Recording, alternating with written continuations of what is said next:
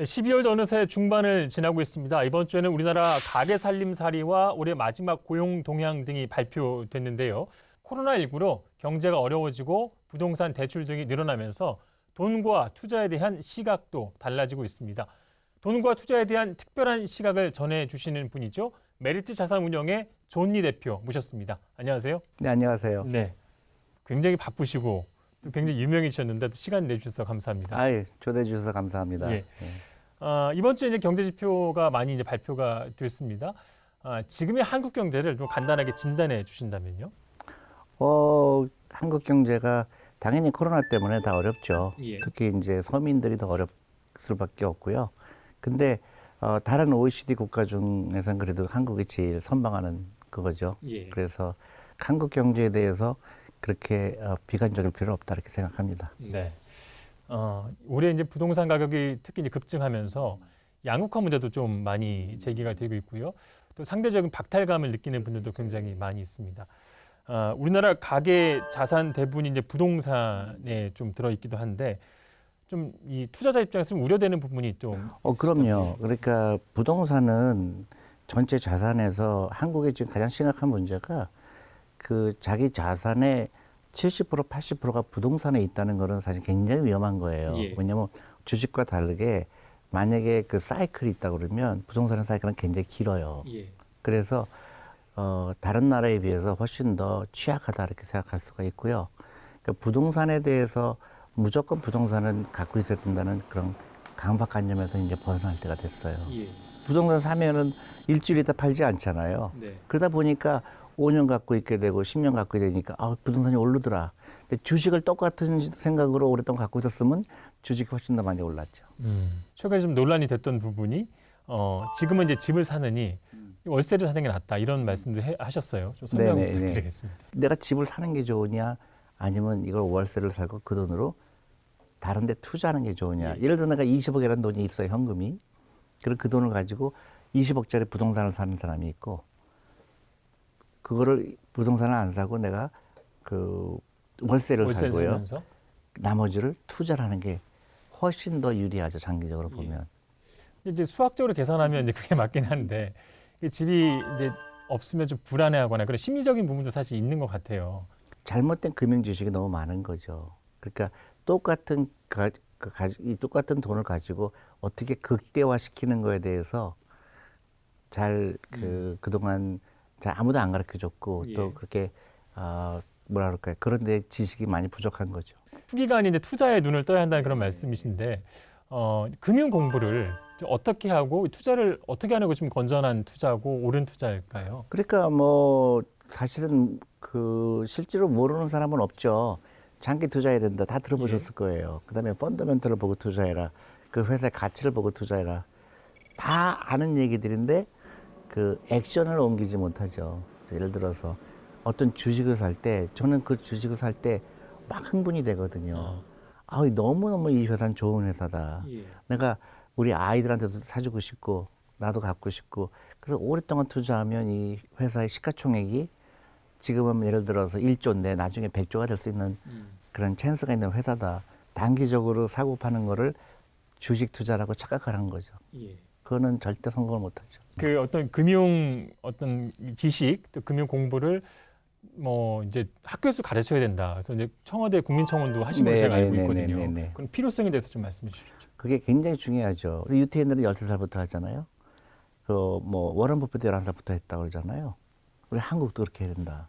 그래서 개개인이 부자가 되는 걸 갈망해야 되고 단순히 부자가 되는 것뿐만 아니라 부자가 돼서 많은 직장도 창출하고 또 어려운 사람 도와주고 이런 사람들이 많이 나와야 된다. 그래서 저는 하루라도 빨리 이런 금융 공부를 시키고 주식에 투자하는 거를 즐거워하고 또 새로운 기업을 발굴하는 거를 너무너무 막 흥분되고 이런 사람이 많이 나와야 돼요. 그래서 이제 대표님이 이렇게 설파하고 있는 돈과 투자에 대한 그런 특별한 시각이 올해 많이 이렇게 알려지고 그래서 지금 이제 별명이 존봉준이잖아요. 그 동학개미 운동을 뭐 이끌었다 이제 거기 빗댄 것 같은데 올해 이제 저희 주식시장을 보게 되면 3월 19일인가요? 가장 이제 코스피 지수가 낮았을 때 비교하면 2배 이상 오르기도 했고요. 이런 금융계를 어떻게 보면 발칵 뒤집어 놓은 사건이라면 사건인데 이런 동학 개미 운동에 대해서 어떻게 좀 평가하시는지. 저는 이게 그 올해 2020년이 한국의 그런 엄청난 미래의 원년이 될 수 있다고 생각을 해요. 예. 이제 젊은 사람들이 깨닫기 시작하는 거예요.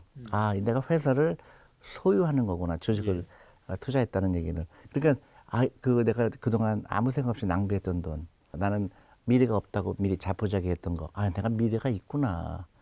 내가 주식을 소유한다는 거는 기업을 소유한다는 거구나. 내가 그 주식을 산다는 거는 기업이 내 노를 위해서, 나를 부자를 만들기 위해서 노력한다는구나. 이 간단한 사실만 알아도 예. 굉장히 내 삶에 희망이 생기죠. 근데 이제 그런 걸 계속 그 교육을 해야 되고, 정부가 이걸 뒷받침해야 되고, 그 주식 투자하는 거를 너무나 당연시하는 거고, 그런 사람이 많아나야 되죠. 예. 그래서 올해 뭐 증권 계좌 수도 굉장히 많이 늘었고요. 이제 주식에 투자하는 돈도 굉장히 늘었는데, 그래서 뭐 이제 10대, 20대 분들도 굉장히 많이 투자를 하고 있는데 이 부분에 대해서 좀 우려되는 부분 혹시 없습니까? 있죠. 그래프를 본다든가, 또 단기적으로 사고 파는 거를 당연시 여긴다든가, 그런 거부터 이제 거리를 둬야 되죠. 그런데 제일 중요한 건 이제 순서가 있죠. 예. 자기 퇴직연금이 어떻게 되고 있는지, 자기 퇴직연금의 주식 비중이 얼마큼 되는지, 그거부터 알아야 되고요. 그다음에 정부에서 만든 좋은 제도 있죠. 연금저축펀드 같은 경우. 예. 아, 나도 그걸 시작해야 되겠구나. 그렇게 하고, 그다음에 돈이 더 여유가 생기게 되면 또 투자를 하고, 그러니까 라이프 스타일을 바꿔야 돼요. 그러니까 내가 그동안 아무 생각 없이 쓰던 돈, 아, 이거를 투자로 바꿔야 되겠구나. 그리고 하루라도 빨리 시작해야 되겠구나. 대표님 말씀은 장기적으로 주택권 주가 지수는 계속 오르게 돼 있다는 그런 말씀을 이렇게했는데 미국 같은 경우에는 이제 1980년 이후로 그래프를 보면 계속 이제 약간의 하락이 있었지만 계속 추세선이 상승세였는데 이제 우리나라는 올해 같은 경우는 큰 폭으로 올랐지만 작년까지를 보면 최근 한 10년 정도는 크게 오르지 않았던 것 같기도 하고요. 그러니까 이런 우리나라의 특수성이 좀 있는 건가요? 그건 우리가 만든 거예요. 예. 우리가 그렇게 만들었어요. 한국의 코스피를. 90%의 국민들이 주식하면 안 된다고 생각했잖아요. 예. 그다음에 퇴직연금의 주식 비중이 세계에서 꼴찌거든요. 그래 놓고 우리나라 사람은 한국 주식은 아니라고 얘기를 해요. 예. 그러니까 반대로 얘기하면 한국 주식은 엄청난 기회가 있어요. 저는 그게 좋아질 거라고 봐요. 그 퇴직연금도 주식시장에 들어올 거고, 사람들이, 특히 젊은 사람들이 주식 투자에 대해서 호의적인 생각을 갖고 있고, 그러면 과거에 10년 어땠는지 모르죠. 앞으로는 저는 굉장히 긍정적으로 봐요. 그러니까 올해 같은 경우가 굉장히 중요한 변곡점이 되는 해. 그렇죠. 그래서 아까도 말씀드렸듯이 2020년은 예. 역사에 기록될 정도의 한국한테 중요한 뭐라 그럴까요? 그 물줄기를 바꿨다고 그럴까요? 예. 그렇죠. 그 전에는 저는 대한민국에 너무너무 안타까웠거든요. 왜 한국이 이런 방향으로 갈까? 왜 모든 돈이 부동산에만 들어가고, 또 사교육비로 돈을 낭비하고, 예. 그다음에 주식 투자하면 안 된다고 얘기하고, 자본주의 국가에 살면서 주식에 대한 얘기를 안 하는 것도 굉장히 신기했고, 금기시. 예, 그리고 돈을 또 금기시하고 예. 굉장히 화가 나는 일이었죠. 한국은 엄청난 그 기회가 있는 나라인데 왜 한국 사람만 모를까? 왜 한국 사람만 스스로 이렇게 한국이 나쁘다고 얘기할까? 예. 그게 좀 안타까웠거든요. 이게 이제 사교육비에 돈을 쓰는 건 이제 쓰레기통에 버리는 거다라고까지 이제 책에서 쓰셨는데 좀 자세히 좀 설명 좀 부탁드립니다. 아니죠. 그러니까 우리 아이가 부자를 만드는 거에 다 동의하잖아요. 예. 지금은 누가 더 상상력을 많이 갖고 있느냐, 누가 더 행복한 그 세월을 보내느냐, 이게 결국 그 사람의 경쟁력이거든요. 예. 근데 지금 국영수 옛날에 과거 시험 보는 것처럼 학원에서 밤 11시, 12시까지 있는 아이가 과연 창의적이 생길까요? 사교육비 끊고요. 예. 그 돈으로 아이 계좌로 해서 주식을 사든지 펀드를 사주든지 끊임없이 하게 하고 아이하고 같이 얘기하는 거예요. 예. 아이하고 야, 아빠가 이런 회사를 봤는데, 이런 펀드를 봤는데 되게 재밌어 보인다. 아빠, 나도 내 용돈을 예를 들어서 이 펀드를 살래, 주식을 살래 할 거면 아빠가 그래, 너 5만 원 했으면 아빠가 5만 원 더 해줄게. 그럼 그 아이가 자기 재산이 늘어나는 걸 경험하게 돼요. 그러면 특별히 공부할 필요가 없어요. 그 아이는 이미 부자가 되는 길로 가고 있는 거예요. 이렇게 어렸을 때부터 그런 교육을 받은 아이들은 꿈이 굉장히 크죠. 예. 나는 이런 기업을 세우고 싶어. 나는 이렇게 하고 싶어. 저렇게 하고 싶어. 그런 다양성이 생기게 되면 한국 국민은 영리하잖아요. 영리하고 똑똑하고 IQ가 높은 민족이거든요. 이걸 어떻게 물꼬를 트느냐가 저는 2020년이 그 시초가 됐다고 생각합니다. 그런 기업을 고르는 뭐 조건이랄까요? 무엇을 봐야 우리가 그런 좋은 기업들을 고를 수 있을까요? 어떤 그러니까 부분을 봐야 이런 될까요? 거죠. 이제 예를 들어서 우리가 다 아는 사실이에요. 뭐 전기차가 될 거라는 거 알죠. 예. 그다음에 사람들이 오래 사니까 헬스케어 그쪽에 많은 부가가치가 일어날 거죠. 예.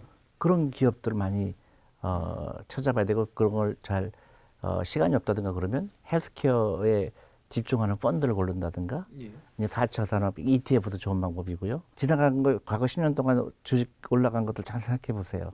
충분히 예측이 가능했던 것들이에요. 개인에 대한 생각은 많이 바뀔 수 있다고 생각이 드는데요.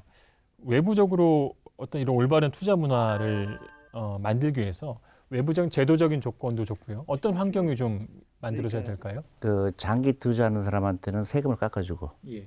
그다음에 저소득층이 주식 투자할 때는 세금을 감면해 준다든가. 왜냐하면 주식이라는 거를 매체를 통해서 빈부격차를 상당히 줄일 수가 있어요. 예. 올해가 굉장히 이제 중요한 변곡점이 되는 해라는 말씀을 해주셨는데 투자에 대한 시각이 좀 앞으로 많이 바뀌고 좋아질 수 있을 거라고 생각하십니까? 그럼요. 저는 그걸로 끝나는 게 아니라 대한민국이 갖고 있는 경쟁력은 엄청나다고 봐요. 그래서 미국, 중국, 대한민국이라고 봐요. 예. 3대 강국이 될 거라고 봅니다. 말씀만으로 좀 부자가 된 듯한 그런 기분도 드는 것 그럼요. 같습니다. 누구나 예. 다 부자 될 수 있어요. 예. 오늘 말씀 여기까지 듣겠습니다. 오늘 고맙습니다. 네, 고맙습니다. 예. 네, 시사토크 알고리즘 다음 주도 열심히 준비하겠습니다. 시청해주신 여러분 고맙습니다.